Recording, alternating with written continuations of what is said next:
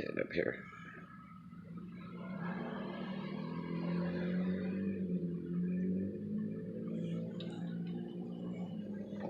Alright, this is the center console of this vehicle way back here. Get right in the hole so they can see it. Okay, this bulb goes in here.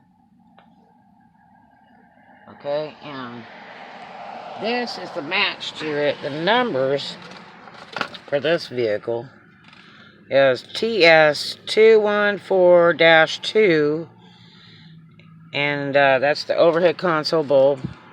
It's a weird looking thing. It has little things on the end. See it?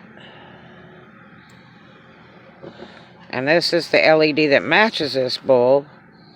Number 6411, also fits compatible 578 in cool white. That means it's really bright. Bright white. And don't use it on the outside of your car. Not for off-road use only. You get one by Sylvania. I got to make really great bulbs for your car. And how much was this one? $7. At Walmart was $7 for this one. So the same price as those little ones that I got.